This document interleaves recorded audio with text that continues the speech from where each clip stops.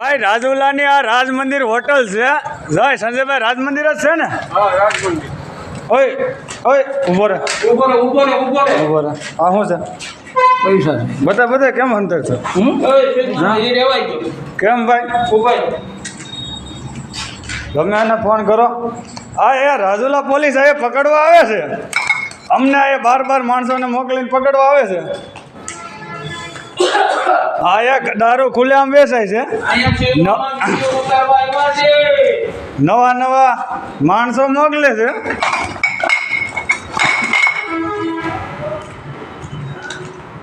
હે ભાઈ હા કેમ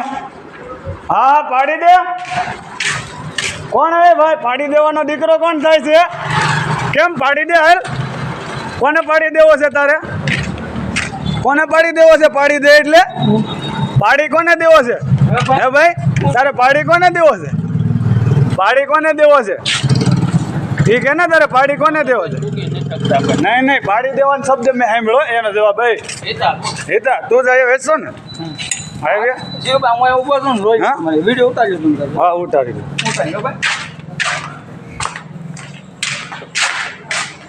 આ બધી બ્રાન્ડ અહીંયા મળે છે આ અહીંના બુટલેગરો કહે છે પાડી દો આ અહીંયા દારૂના બાટલા હા યશ મેડિકલ આ મોટો બુટલેગર રાજુલાનો એ એમ કહે છે પાડે શું નામ છે ભાઈ મહિપત વાળા ભાઈ તારું નામ હિતેશ બાબરિયા આ રાજ મંદિર હોટલ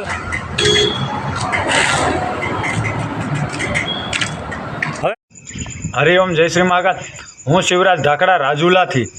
મારા વિસ્તારની અંદર બુટલેગરો બેફામ થતાં અમને જાણ થતાં આસપાસના વિસ્તારના બહેનો દીકરીઓ અબલાઓ સ્ત્રીઓને છેડતીના બનાવો વધતા અને જે તે જગ્યાએ કૂટણખાનું અને દારૂનો મોટો અડ્ડો ચાલી રહ્યો હોય કોર્ટ વિસ્તારની સામેના ભાગમાં ત્યાં આગળ જઈ અને અમે જાગૃત નાગરિક તરીકે લોક જાગૃતિ લાવવા અને તે આવા ગોરખ ધંધા બંધ થાય એ માટે ગયેલ અને ત્યાં આગળ જે દારૂના ધંધાર્થીઓ છે તેનો વિડીયો ઉતારી જાહેર કરી અને અમે તે ધંધાને બંધ કરાવવા માટે ગત રોજ 11/11/2024ના રોજ અમે વિડીયો ઉતારવા ગયેલ એ દરમિયાન ત્યાંના સ્થાનિક બુટલેગરોએ હુમલો કરવાની કોશિશ કરેલ અને પોલીસને સ્વબચાવમાં લાવી કારણ કે તે બુટલેગરો પોલીસના કમાવ દીકરા હોય અને તે બેફામ ધંધો કરી રહ્યા હોય તે વિસ્તારની અંદર પરપ્રાંતિયો અને સ્થાનિક લોકોના જે દારૂ પીવાની ટેવ ધરાવતા લોકોનો મોટો અડ્ડો જામે છે અને 100-200 બોટલો ત્યાં આગળ રોજ પીવાતી હોય અને આસપાસના વિસ્તારની અંદર દારૂડિયા ઉત્પાત મચાવતા હોય તો તે જાહેર કરવા માટે અમે ત્યાં આગળ જઈને એ બુટલેગરનો વિડીયો ઉતારતા બુટલેગર ઉપર પોલીસ કેસ કરવાના બદલે ઉલટા ચોર કોટવાલ કો દાટે એના બદલે ચોર અને કોટવાલે બે થઈ અને અમારી ઉપર જ ખોટો લૂંટનો ગુનો દાખલ કરાવડાવી દીધો છે બુટલેગર પાસેથી એવી બનેલો નથી અને જો કોઈ બનાવ એવો લૂંટનો બન્યો હોય તો પોલીસની જાણમાં જ છે પણ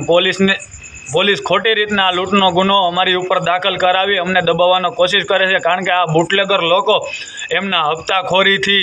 આ ધંધો ચલાવી રહ્યા હોય છે અને એની હપ્તાખોરીને એના ધંધા બંધ થાય એ માટે અમને ડામવા માટે અવારનવાર જે આવી ગેરકાયદેસરની પ્રવૃત્તિ થતી હોય એની સામે જો અમે અવાજ ઉઠાવીએ તો આવી રીતના ખોટા ગુના દાખલ કરવામાં આવે છે અને આ એકવારનો બનાવ નથી આજે જે ગત રોજના બનાવના લીધે આજ 12 તારીખના રોજ મારા ઉપર ખોટી રીતનો એ બુટલેગર પાસે જે બુટલેગરનો અમે દારૂનો ધંધો કરતો હતો એ બુટલેગરનો વિડીયો અમે ઉતારી વાયરલ કરતા લોક જાગૃતિ માટે જાગૃત નાગરિક તરીકે વાયરલ કરતા એ લોકો દ્વારા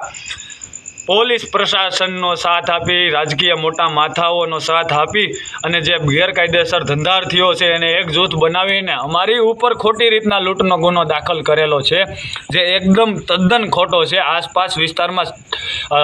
બધે સીસીટીવી કેમેરા લાગેલા છે ત્યાં આગળ તે સહિત જે વિડીયો ઉતારીએ છે વિડીયો વાયરલ થયેલો છે એના ભાગ સ્વરૂપે અમને ડામી દેવા એની પ્રવૃત્તિ ચાલુ રાખવા અને અમને એનો વિરોધ ન કરીએ એ માટે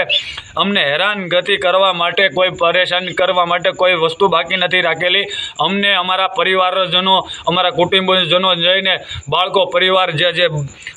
6 માસથી 2 વર્ષના બાળકો છે એવા ઘરોમાં જઈ અને દંડા ધોકા લઈને ધાક ધમકીઓ આપી બાળકો પરિવારોને ડરાવેલા છે. અને આવી રીતના ખોટા લૂંટનો ગુનો, એકદમ તદ્દન પાયા વિહોણો